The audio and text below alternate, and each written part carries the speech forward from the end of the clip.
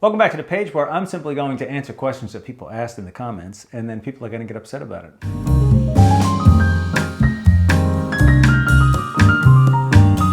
If you asked a question I didn't get to it, oh well. From Andrew, have you always done cards or do you other styles? No, well, that's not true. When I was a kid, yes, I did like tricks with coins and silks and linking rings and things. But by the age of 14 or 15 or so, I had no interest in any of that. Cards, for me, it was very, I don't know, it's much, much cooler to have a deck of cards with you than all these magic props. I didn't like that feeling. And also, very practical. I can do an entire show with just this instead of carrying around a big suitcase full of props and everything. So around 14, 15 years old, I committed to that. And then I saw a performer named Martin Nash, and he did nothing but cards. And I remember watching that thinking, wait, you can do this? So Martin Nash was the first person that said, it's okay to do just cards. And then I saw Darwin Ortiz shortly after that, and he was my mentor for 20 years, and he did nothing but cards. And I said, all right, I'm doing this. So I just stuck with cards. Joshua says, what magicians inspired you? Well, Darwin Ortiz, Martin Nash, Ricky Jay, Leonard Green.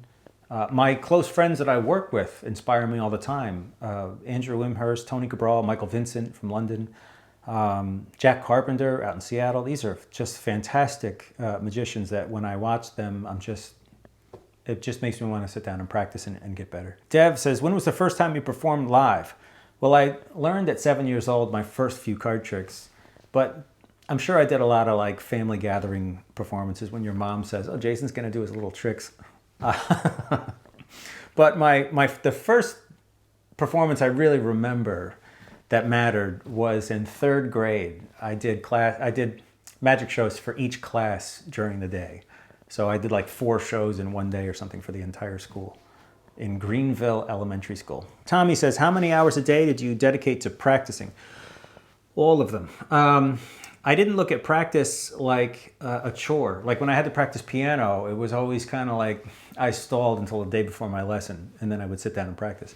But with cards and everything, I enjoyed practice. So I could easily practice all day. I mean, we're talking 8-10 hours. Wake up in the morning, get out a deck of cards, and practice until like dinner's on the table kind of a thing.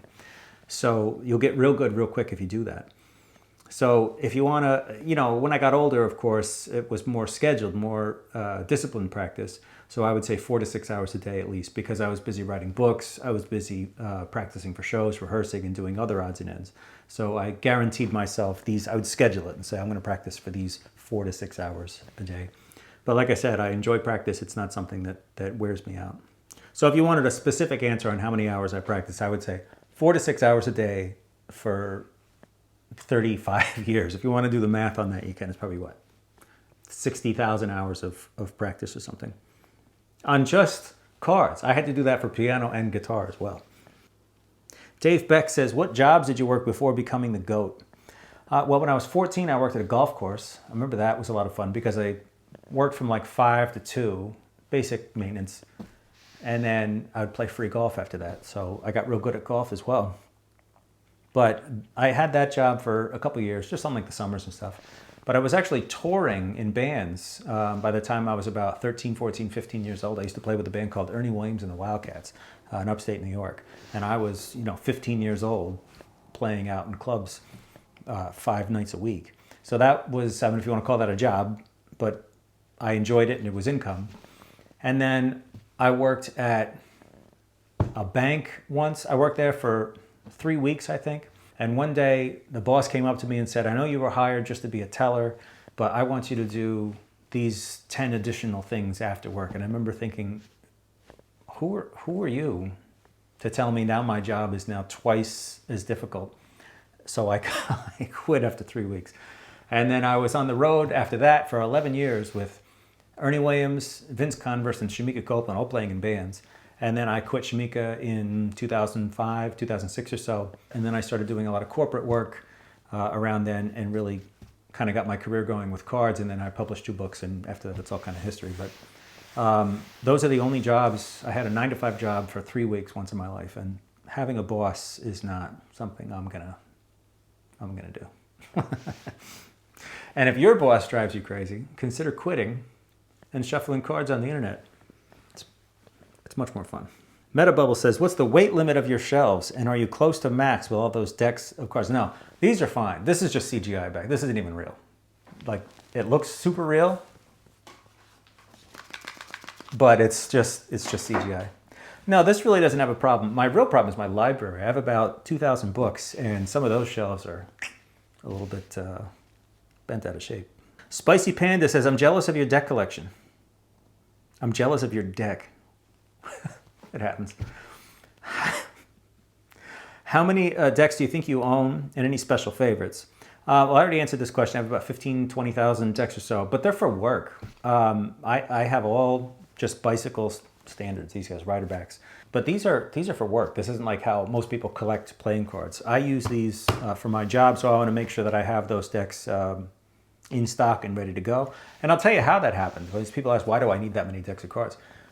In like 2007 or something, I realized I had like 4 gigs lined up ready to go in the next couple weeks or whatever. And I only had like 12 decks of cards. So I said, oh, I'll go to the store and buy more. And I went to BJ's or Sam's Club or whatever, and they were out. They're both out. So it was kind of nerve-wracking knowing that I had 4 shows to do and I had a dozen decks of cards, and I didn't like that feeling. So that's when I started that. Well, let me stockpile some cards so I have them on hand. And then it just got out of hand, and here we are. And to answer the second part of your question, as far as special favorites, I really don't have, I would say maybe 200-300 decks of cards that I feel are decks of cards that mean something to me. Like I said, most of them are for work. And I've already made a couple videos on those specific decks if you want to scroll around and see what I'm talking about. What's my favorite card? The Jack of Spades. When I was, I don't know, 10 years old or so, I went to the old Curiosity Shop in Waterville, New York, and Peter Montecup showed me a card trick. I selected a card, it was put back into the deck, cards were shuffled, and he leaned the cards up against the glass, and the Jack of Spades just came out of the deck. There was no strings, no nothing. And I looked at that and I said, what is going on in the world? And it was a Jack of Spades that came out, and that's why that's my favorite card. It was a very impactful moment in my life for sure. So that's why that card kind of stuck with me. Stuart says, what got you into cardistry? I don't really do cardistry actually. Cardistry is like juggling cards basically. So if you go to a bartender and they do that flair, juggling bottles before they make a drink, kind of an analogy to cardistry. Cardistry is a bunch of fancy cuts and things. I know about 3 cuts or so. What I do is sleight of hand with cards, card magic, and card mechanics, cheating at cards and things. So it's not really the right category. Kevin says, I assume you can kill it at the casino in blackjack card counting. Well, I did for a while, but then they changed all the rules. So there was a 2-deck game that I would play quite a bit. And I don't want to say where because, you know. But for 3 or 4 years, I took advantage of a 2-deck game. And then one day in 2008, it went to 6-deck and it never came back. Weston says, do you have any other hobbies or interests? I play guitar, I play piano. I used to play golf. I played golf for like 10 years. But boy, do I hate that fucking game. That is a love-hate, because it's like so mental. It's so fucking mental. And of course, my personality is you got to be the best at everything. And you can put in the time, you can put in the hours and the practice into golf, and you can still go out and shoot like a 92. And that is just infuriating. When I put time into cards, I see results. When I put time into music, I see results. But golf, oof, mentally, that game will fucking destroy you. So I take breaks from golf, and I'm on one now for like 10 years. But I used to play almost every day, and I would easily shoot 5 over par without an issue. Now, for the people that are going to say, yeah, right, I played the same golf course every single day for about 10 years. And when you play the same course like that, you don't have to guess yardages, you understand the breaks and the greens very well. So that was my score, but to be fair, you're playing the same course. All right, that was TikTok. Not too bad. Let's move down one more notch, maybe another 30 IQ lower, onto Facebook and see what we have here. From Tom, can you make a video naming all of the days of the week ending in Y? So this is the shit I'm talking about.